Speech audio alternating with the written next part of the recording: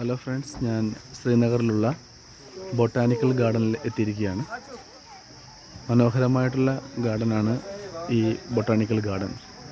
വൈവിധ്യങ്ങളായ ചെടികൾ, അതിലുള്ള പുഷ്പങ്ങൾ, അതുപോലെ തന്നെ ഒത്തിരിയേറെ ജീവജാലങ്ങൾ, മനോഹരമായിട്ടുള്ളൊരു തടാകം, ഇതെല്ലാം നമുക്കിവിടെ കാണാനായിട്ട് സാധിക്കും. ഈ പുഷ്പങ്ങളെല്ലാം വളരെ ഭംഗിയായിട്ടാണ് അവർ അലങ്കരിച്ചിരിക്കുന്നത്. ഒത്തിരിയേറെ ആളുകൾ ഇവിടെ ഫോട്ടോ എടുക്കാനായിട്ടൊക്കെ ശ്രമിക്കുന്നുണ്ട്.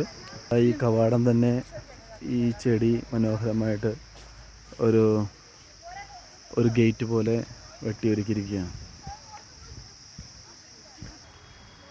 നമ്മുടെ നാട്ടിൽ കാണുന്നത് പോലുള്ള ചെറിയ ആമ്പൽ ചെടിയാണ്, പക്ഷേ ഇതിലെ പൂക്കൾക്ക് വ്യത്യാസമുണ്ട്.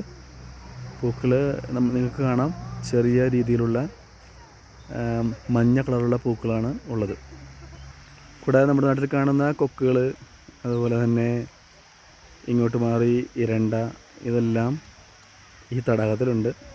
ഇതിലുള്ള കൊച്ചു കൊച്ചു മത്സ്യങ്ങളെയൊക്കെ ഭക്ഷിച്ചാണ് ഇതെല്ലാം ജീവിക്കുന്നത്.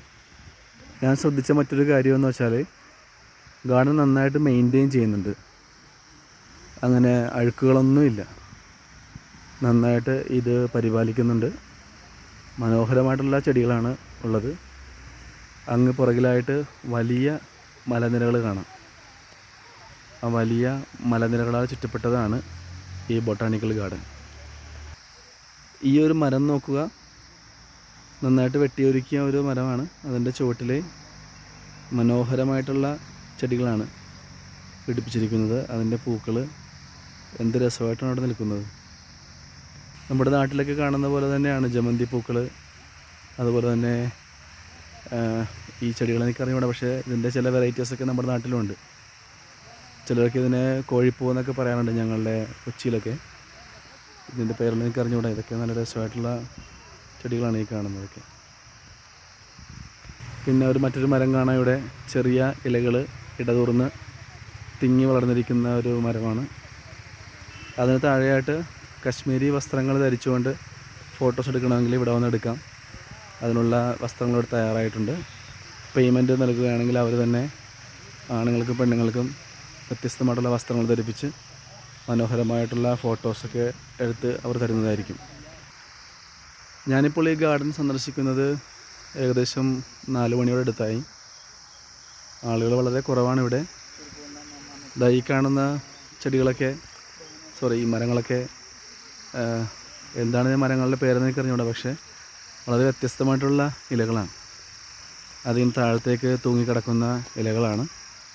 അകലേക്ക് മാറി പൈൻ മരങ്ങൾ കാണാം. അതുപോലെ തന്നെ വലിയ പുൽമൈതാനങ്ങളാണ്. എനിക്ക് തോന്നുന്നു ശനി ഞായർ ദിവസങ്ങളിലൊക്കെ ഒത്തിരിയേറെ ആളുകൾ ഇവിടെ വരാൻ സാധ്യതയുണ്ട്. ഫാമിലിയായിട്ട് വന്ന് സമയം ചിലവഴിക്കാൻ പറ്റിയ സ്ഥലമാണിത്. ഒത്തിരിയേറെ ഫാമിലീസ് പല സ്ഥലങ്ങളിലായിട്ടിരുന്ന് ഭക്ഷണം കഴിക്കുന്നതും ഇവിടെ വന്ന് അവിടെ സമയം ചിലവഴിക്കുന്നതൊക്കെ കാണാനായിട്ട് സാധിക്കും. ഈ മരങ്ങളൊക്കെ എത്ര ഭംഗിയായിട്ടാണ് വെട്ടി ഒതുക്കിയിരിക്കുന്നത്. ഇതാണ് ഞാൻ പറഞ്ഞ ഈ മരം. ഇതിനകത്ത് ഒത്തിരിയേറെ മൈനകൾ മുകളിൽ കൂട് കൂട്ടിയിട്ടുണ്ട്. പക്ഷേ ഇതിൻ്റെ ഇല അടുത്ത് വന്ന് നോക്കിയാലേ മനസ്സിലാവുകയുള്ളൂ. ഒരു പ്രത്യേക തരത്തിലുള്ള ഇലകളാണ് ഇത്. നിങ്ങൾക്ക് ഈ മരത്തെപ്പറ്റി അറിയാമെന്നുണ്ടെങ്കിൽ അതൊന്ന് കമൻറ്റ് ചെയ്യുക. അത് വളരെ നീളത്തിലുള്ള ഇലകളാണ്. എന്തായാലും നല്ല ഭംഗിയുണ്ട് ഇത് കാണാനായിട്ട്. കാരണം ഈ ഷെയ്ഡിനകത്തേക്ക് കയറി ഞാൻ ആദ്യമായിട്ടാണ് ഇങ്ങനത്തെ മരം കാണുന്നത്. ഒരു തണ്ട് പോലെ താഴത്തേക്ക് നീണ്ടു വന്നിട്ട് അതിനകത്ത് നിറയെ ഇലകളാണുള്ളത്. ഞാൻ ആലോചിക്കുകയായിരുന്നു, ഈ കാശ്മീരി ജനത എത്ര ഭാഗ്യമുള്ളവരാണ്. അത്ര മനോഹരമായിട്ടുള്ളൊരു പ്രകൃതിയാണ് ദൈവം ഇവർക്ക് സമ്മാനിച്ചിരിക്കുന്നത്. ഇവർ മറ്റ് പ്രവർത്തനങ്ങളായിട്ടൊന്നും പോകാതെ ഇവരുടെ ഈ ടൂറിസത്തിൽ മാത്രം ശ്രദ്ധിച്ചാൽ തന്നെ വളരെ നന്നായിട്ട് തന്നെ ഈ നാട് ഡെവലപ്പ് ചെയ്യാനായിട്ട് പറ്റും. ഇപ്പോൾ സീസണല്ല, എന്നാലും ഇവിടുത്തെ ഭംഗി ആസ്വദിക്കാൻ പറ്റിയ ആ ഒരു സീസൺ തുടങ്ങുന്ന സമയമാണ് ഞങ്ങൾ സന്ദർശിക്കുന്ന ഈ സെപ്റ്റംബർ അവസാനത്തോടെയുള്ള ഈ ദിവസങ്ങൾ. ഇപ്പോൾ നല്ലൊരു കാലാവസ്ഥയാണ്.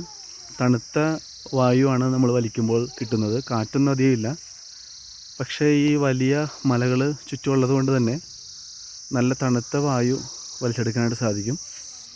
കൂടാതെ ഈ പറയുന്ന മരത്തിലെല്ലാം ചീവിടിൻ്റെ ശബ്ദമുണ്ട്. നമ്മുടെ മൂന്നാർ ഇടുക്കി ഭാഗത്ത് കാണുന്ന പോലുള്ള അരോചകമായിട്ടുള്ള ശബ്ദമല്ല, വളരെ താളാത്മകമായിട്ടുള്ള കൊച്ചു കൊച്ചു ചീവീട് ശബ്ദങ്ങളാണ് കേൾക്കുന്നത്. ഒരുപക്ഷെ നിങ്ങൾക്ക് കേൾക്കാനായിട്ട് സാധിക്കുമെന്ന് വിചാരിക്കുന്നു. അധികം പേരൊന്നും ഇവിടെ ഇല്ല. സത്യം പറഞ്ഞാൽ എനിക്ക് നല്ല ഉറക്കം വരുന്നുണ്ട്. കാരണം ഇങ്ങനെ സമാധാനമായിട്ട് ഇവിടെ വന്ന് കിടന്നുറങ്ങാം. ഒരു ഫാമിലി ആയിട്ടൊക്കെ വരികയാണെങ്കിൽ ഭക്ഷണമൊക്കെ കഴിച്ചിട്ട് വന്നിരുന്നു കഴിഞ്ഞാൽ കുട്ടികളൊക്കെ ആണെങ്കിൽ കളിച്ച് നടക്കുകയൊക്കെ ചെയ്യും. വീട്ടുകാർക്കൊക്കെ സംസാരിച്ചിരിക്കാം. പിന്നെ അല്പനേരം മയങ്ങാം. സന്തോഷത്തോടുകൂടി വൈകുന്നേരം തിരികെ പോകാനായിട്ട് സാധിക്കും. ഈ മരങ്ങളുടെ പേരുകളൊന്നും അറിഞ്ഞുകൂടാ. ഇതൊക്കെ എല്ലാം തപ്പിയെടുക്കണം. കാരണം നല്ല ഭംഗിയുണ്ട് കാണാൻ. ഇതൊക്കെ എനിക്കൊന്ന് സൈപ്രസ് ആണെന്ന് തോന്നുന്നു. ഈ കാണുന്ന മരങ്ങൾ, ഈ വലിയ മരങ്ങൾ സൈപ്രസ് ആയിരിക്കണം. ബാക്കിയുള്ള മരങ്ങളൊന്നും എനിക്ക് അറിഞ്ഞുകൂടാ. പക്ഷേ എത്ര കണ്ടാലും മതി വരില്ല. ശരിക്കും പറഞ്ഞാൽ ഈ കാശ്മീരിലേക്ക് വന്ന് ഒരു മാസത്തോളം താമസിച്ചാലേ ആ കൊതിയൊന്ന് മാറുകയുള്ളൂ. അല്ലെങ്കിൽ ഞങ്ങളേതായാലും 2 ദിവസം ഉണ്ടാവും. 2 ദിവസം കൊണ്ട് പക്ഷേ ഇതിൻ്റെ സൗന്ദര്യം മുഴുവൻ ആസ്വദിക്കാൻ പറ്റുമെന്ന് സാധിക്കുന്നില്ല. ഓക്കെ, അപ്പോൾ ഇത്രയുള്ള ഈ ഗാർഡൻ, ബൊട്ടാണിക്കൽ ഗാർഡൻ തിരക്ക് കുറവാണ്, പക്ഷേ മനോഹരമായിട്ടുള്ള ഗാർഡനാണ്. എപ്പോഴെങ്കിലൊക്കെ കാശ്മീർ സന്ദർശിക്കുവാനായിട്ട് നിങ്ങൾക്ക് സാധിക്കുകയാണെങ്കിൽ ഈ ബൊട്ടാണിക്കൽ ഗാർഡൻ നിങ്ങൾ മിസ് ചെയ്യരുത്. തീർച്ചയായിട്ടും വരണം. ഓക്കെ, നല്ലൊരു അനുഭവമായിരിക്കും. നിങ്ങൾ ഫ്രണ്ട്സുമായിട്ടൊക്കെ വരികയാണെങ്കിൽ ഒരു 2 മണിക്കൂർ സ്പെൻഡ് ചെയ്യണമെന്ന രീതിയിൽ വരികയാണെങ്കിൽ നിങ്ങൾക്ക് ഒരുപാട് കാര്യങ്ങൾ സംസാരിച്ചിരിക്കാനും സന്തോഷിക്കാനും ഭക്ഷണം കൊണ്ടുവരികയാണെങ്കിൽ ഭക്ഷണമൊക്കെ കഴിക്കാനൊക്കെ ഉള്ള ഒരു നല്ല സൗകര്യം ഇവിടെ ഉണ്ടായിരിക്കുന്നതാണ്. Okay friends.